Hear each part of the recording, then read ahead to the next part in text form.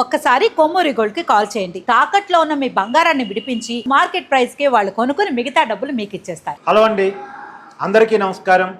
నేను మీ కట్టా కార్తీక్. ఐప్యాక్ మీద ఈరోజు ఈడీ రైడ్స్ జరిగాయి. అసలు ఐప్యాక్ పేరుతో ఏం నడుస్తుంది? ఐప్యాక్ అంటే మీ అందరికీ తెలియంది కాదు, ఎలక్షన్ స్ట్రాటజీ సంస్థ. ఒకప్పుడు ప్రశాంత్ కిషోర్ దీనికి హెడ్గా ఉండేవాడు. తర్వాత ప్రశాంత్ కిషోర్ నుంచి కొంతమంది టీం సభ్యులు విడిపోయి ఐప్యాక్గా మారిపోయారు. ఐప్యాక్ పూర్తిగా వాళ్ళ చేతిలోకి పోయింది. ఇప్పుడు వైసీపీకి సంబంధించినటువంటి చెవిరెడ్డి భాస్కర్ రెడ్డి గారు కూడా ఐప్యాక్కి సంబంధించి ఆంధ్రప్రదేశ్కి ఒక ఇన్ఛార్జిగా ఉన్నారనేటువంటిది ఉంది. మరి చూడాలి. ఇప్పటికీ వైసీపీకి పనిచేస్తుంది ఐప్యాక్ టీమే. అయితే ఇప్పుడు ఐప్యాక్ మీద ఈడీ రైట్స్ జరగటం ఫలితంగా ఎలాంటి విషయాలు బయటకు వచ్చే అవకాశం ఉంది అనేది మాట్లాడుకునేటువంటి ప్రయత్నం చేద్దాం.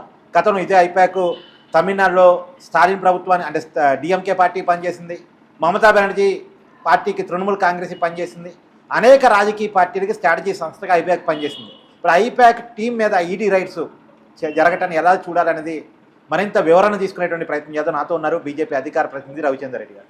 సార్ నమస్కారం. నమస్తే కార్తీక్ గారు. సార్, ఐప్యాక్ టీం గురించి తెలియంది కాదు, అది ఎలక్షన్ స్ట్రాటజీ సంస్థ. చాలా మందికి పనిచేసింది, చాలా మంది ముఖ్యమంత్రులు కావడానికి అదొక కారణం. ఒకప్పుడు ప్రశాంత్ కిషోర్ లీడ్ చేసేవాళ్ళు, ఆయన నుంచి విడిపోయింది ఐప్యాక్ టీం. ఇప్పుడు ఐప్యాక్ టీం మీద ఈడీ రైట్స్ జరిగాయి, ఎలా చూడాలి, ఎవరు చేసింది? ఈ ఐప్యాక్ అనే దానికన్నా ముందు ప్రశాంత్ కిషోర్ ఎలక్షన్ స్ట్రాటజిస్ట్గా మొదలైంది 2014లో. అబ్కీ బార్ మోడీ సర్కార్ అనే నినాదం తీసుకొచ్చినప్పుడు సక్సెస్ అయింది. దేశం అంతా కూడా మొత్తం ప్రశాంత్ కిషోర్ పేరు మారుమోగిపోయింది. కానీ అప్పటికే 10 సంవత్సరాల అధికారంలో ఉన్న మన్మోహన్ సింగ్ గారు కాంగ్రెస్ రెజ్యూమ్ ఏదైతే పూర్తిగా దుర్మార్గమైన పరిపాలన అందించడంతో పాటు 2G స్కామ్లు కావచ్చు, కామన్ హెల్త్ స్కామ్లు కావచ్చు, ఎయిర్సెల్ మ్యాక్స్ స్కామ్లు కావచ్చు, కోల్ స్కామ్ కావచ్చు, ఇలాంటి అనేక స్కామ్లలో ఆల్రెడీ భ్రష్టు పట్టిపోయింది.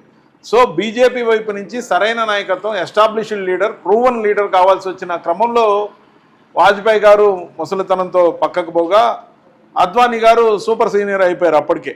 సో ఏజ్ ప్రభావం వల్ల సరైన నాయకత్వం లేనప్పుడు అప్పటికే సక్సెస్ఫుల్గా గుజరాత్ని 4 సార్లు ముఖ్యమంత్రిగా ఏలుతున్న క్లీన్ ఇమేజ్తో పాటు నరేంద్ర మోడీ గారికి ఏర్పడ్డ ప్రత్యేకమైన ఆకర్షణ శక్తిని కేంద్రానికి బదలాయించుకొని ఆయన కేంద్రంలో ముఖ్యంగా ప్రధానమంత్రికి పోటీదారుగా వస్తారనే ప్రొజెక్షన్ని ఇచ్చిన తర్వాత నేషనల్ లెవెల్లో పార్లమెంటరీ పార్టీ లీడర్షిప్ మొత్తం కూడా ఆయన క్యాంపెయిన్ కమిటీ హెడ్ అయిన తర్వాత ప్రశాంత్ కిషోర్ జత కలిశారు. సో ఖచ్చితంగా కూడా అది ఆయనకు కలిసి వచ్చింది. బీజేపీ ఎన్డీఏ గెలుపు ప్రశాంత్ కిషోర్ తనకు అన్వయించుకొని చాలా ఎక్కువగా అతిగా స్టేట్మెంట్లు ఇచ్చిన తర్వాత ఆ నెక్స్ట్ కమింగ్ ఎలక్షన్లోనే ప్రశాంత్ కిషోర్ యొక్క సేవల్ని ఎన్డీఏ కానీ బీజేపీ కానీ తీసుకోవడం ఎక్కడ జరగలేదు, ఏ రాష్ట్రంలో కూడా జరగలేదు. సో ఇన్ని రాష్ట్రాలు గెలిచిన తర్వాత కూడా ఇవన్నీ కూడా బీజేపీ స్వయంగా గెలిచిన రాష్ట్రాలు. ఇలాంటి ప్రశాంత్ కిషోర్ లాంటి వాళ్ళు అవసరం లేదని డిసైడ్ అయ్యారు. సో ఆ క్రమంలో ఆయన ఆల్రెడీ రుచిమర్గి స్ట్రాటజీ సంస్థగా పేరు ఏదైతే సంపాదించాడో వివిధ రాష్ట్రాలకు సంబంధించి ఆ వివిధ రాష్ట్రాలకు సంబంధించి పోల్ స్ట్రాటజీస్ మేము చేస్తామని 100 కోట్ల రూపాయలు దాదాపుగా ఆయా ప్రభుత్వాల దగ్గర కానీ ప్రభుత్వంలోకి అధికారంలోకి రావాలనుకునే పార్టీల దగ్గర కానీ రిచ్ పార్టీల దగ్గర మాత్రమే అతను పనిచేశాడు. ఇది గుర్తుపెట్టుకోవాలి. ఏ పూర్ అపాయింట్మెంట్కే దగ్గర 30 కోట్లు తీసుకుంటారు. ఏ పూర్ పార్టీ కోసం అనేక సార్లు స్పెషల్ ఫ్లైట్ లో కూడా వస్తుంటారు ఆయన. ఏ పూర్ పార్టీ కోసం, పబ్లిక్ కోసం ఆయన పనిచేయలే. కార్పొరేట్ లెవెల్లో పనిచేసే పార్టీల కోసం, పొటెన్షియల్గా డబ్బున్న పార్టీలకు మాత్రమే ఆయన పనిచేశాడు. ఆ క్రమంలో ఆయన అటు వైఎస్ఆర్సీపీకి కానీ డిఎంకేకి కానీ తమిళనాడులో, అలాగే కాంగ్రెస్ అండ్ అఖిలేష్ యాదవ్ కంబైన్డ్కి కానీ ఉత్తరప్రదేశ్లో, ఆ తర్వాత మమతా బెనర్జీకి కానీ ఇలా పనిచేసి ఆ క్రమంలో సంపాదించిన డబ్బుతో జనస్వరాజ్ అనే పార్టీని కూడా పెట్టి మన బీహార్లో ఏ విధంగా ఒక్క సీటు కూడా రాకుండా బోల్తా పడ్డాడు ప్రశాంత్ కిషోర్ గారు. క్రమేణా అతను రాజకీయాల వైపు ఆకర్షితుడవుతున్నప్పుడు అతను ఐప్యాక్ అనే దాన్ని ఆపేస్తున్నాను అన్నప్పుడు ఆయన శిష్యులుగా రైట్ హ్యాండ్ లెఫ్ట్ హ్యాండ్గా పనిచేసిన వాళ్ళందరూ దాన్ని టేకప్ చేసి, కానీ ఆయన ప్రభావం మరి హిడన్గా ఉందో లేదో మాకు తెలియదు కానీ వాళ్ళు నడిపారు.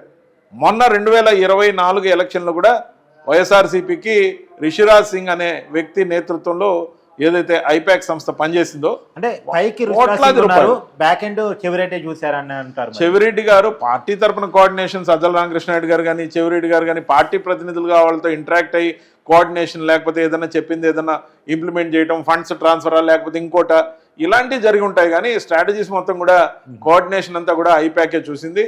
ఐప్యాక్ అని సక్సెస్ఫుల్గా వైఎస్ఆర్సీపీని టోటల్గా ప్యాక్ చేసేసింది.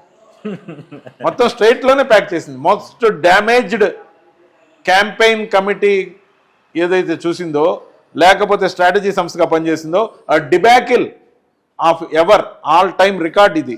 ఐపాక్కి మరొక దగ్గర ఎక్కడా కూడా పందరకూడదు. కానీ మళ్ళీ మమతా బెనర్జీ కోసం ఏదో వెస్ట్ బెంగాల్లో పనిచేస్తున్నట్టుంది.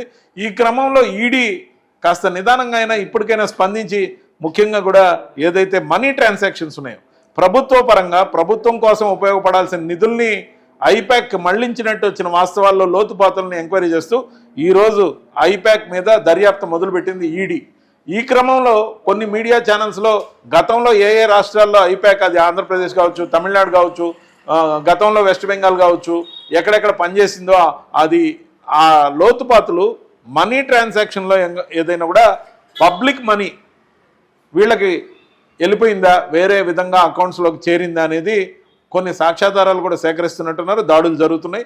ఖచ్చితంగా దీంట్లో లోతుపాతులు ఎంక్వైరీ చేయాలి. ఎందుకంటే స్ట్రాటజీ సంస్థలు ఉండడం తప్పు కాకపోవచ్చు, కానీ ప్రభుత్వ ధనం, ప్రజల ధనం మాత్రం వాళ్ళకి చేరకూడదనేది నా ఉద్దేశం.